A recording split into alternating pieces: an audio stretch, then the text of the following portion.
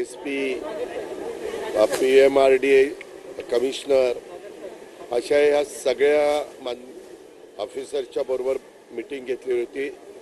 त्याचे 3-4 कारणं होती।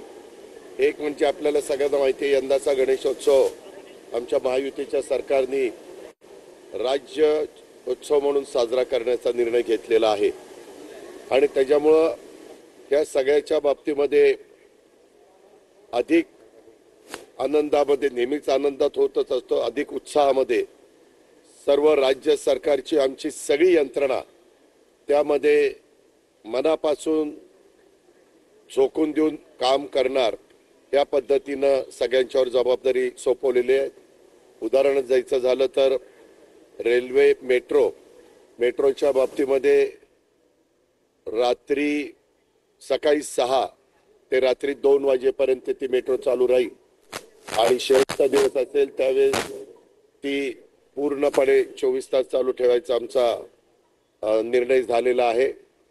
हे सगळं करत असताना त्यामध्ये मेट्रोच्या वतीनं साधारण मानाचे गणपती नागरिक ज्यावेळेस बघायला जातील त्यावेळेस कुठल्या स्टेशनला त्यांनी चढावं आणि कुठं उतरावं आणि उतरल्यानंतर कसं त्यांना त्या गणपती पाहता येतील अशाही प्रकारचं आम्ही मीडियामध्ये पण देणार आहोत आणि आत्ताच त्याच्याबद्दलची चर्चा झाली।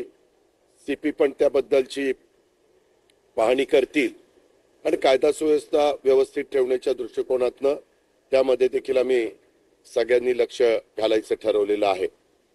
त्याचबरोबर आज आपली जी काही महत्वाची म्हणजे पुणे ग्रँड चॅलेंज टूर याबद्दल एक दिवस कमी होत चाललेला आहे आणि त्याच्यात PMC, PCMC, PMRD, जिल्हा परिषद, PWD अशा अनेक वेगवेगळ्या यंत्रणा यांचं त्याच्यामध्ये काम राहणार आहे।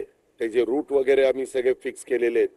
आम्ही आज लोगो देखील त्याच्याबद्दलचा अंतिम केलेला आहे, तो लवकरच तुमच्या सगळ्यांच्या समोर ठेवला जाईल आणि फार विचारांती ह्या सगळ्या गोष्टी केलेल्या आहेत आणि एक सगळं करत असताना त्याची रंगसंगती कशी असली पाहिजे, रोड कसे असले पाहिजे, त्या रोडवर वेगवेगळ्या ठिकाणी स्पीड ब्रेकर ते कशा पद्धतीनं असले पाहिजे असं बरंचसं काम त्याच्यामध्ये आम्ही पाहिलंय, आढावा घेतलाय। पुणे महानगरपालिकेच्या हद्दीमध्ये संपूर्ण काम पुणे महानगरपालिका 30 नोव्हेंबर पर्यंत करेल। PWDच्या एरियामध्ये येणारं काम आमचा PMRD आणि PWD मिळून ते पण 30 नोव्हेंबर पर्यंत करतील। टेंडरच्या दृष्टिकोनातनं वेळ पडली तर 15 दिवसाची गॅप द्यावी लागते, ती 7 दिवसाची पण देण्याचा निर्णय हा घेतलाय। जसं तुम्हाला आठवत असेल, आता मुंबई हायकोर्टाचं बेंच कोल्हापूरचं काम करताना आमच्याकडे दिवस कमी होते, त्यावेळेस आम्ही काही बाबतीमध्ये त्याच्यामध्ये बदल केलेले होते कामं उरकण्याच्या दृष्टिकोनातनं। तशा प्रकारे कुठला पैसे कुणी कुठे कसे खर्च करायचे अशा सूचना दिलेल्या आहेत। त्याच्यामध्ये PMRDला साधारण 200 कोटी, आपल्या DPCला जे काही 30-35 कोटी रुपये लागतील ते PMC त्यांचा खर्च करेल, PCMC त्यांचा खर्च करेल।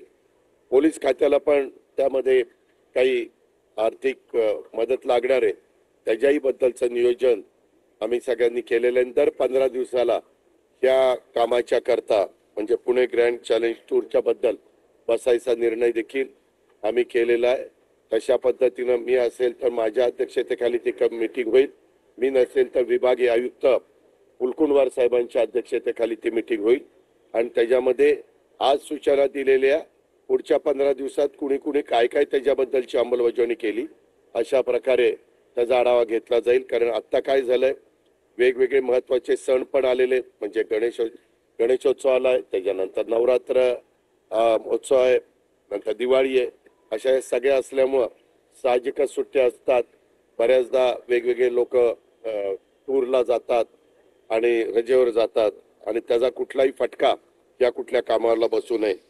आपल्याला सगळ्यांना माहिती आहे की छत्रपती संभाजीराजे आंतरराष्ट्रीय पुरंदरचा जो विमानतळ प्रकल्प आहे त्याच्या भूसंपादनाच्या बद्दल सातत्याने वेगवेगळ्या प्रकारच्या बातम्या येत आहेत. परंतु राज्य सरकारने आता हा विमानतळ करण्याचा निर्णय घेतलेला आहे आणि पुरंदर तालुक्यातील वनपुरी, उदाचेवाडी, कुंभारवळण, एकतपूर, पारगाव, मुंजवडी, कानवडी या गावांच्या मधील एकूण साधारण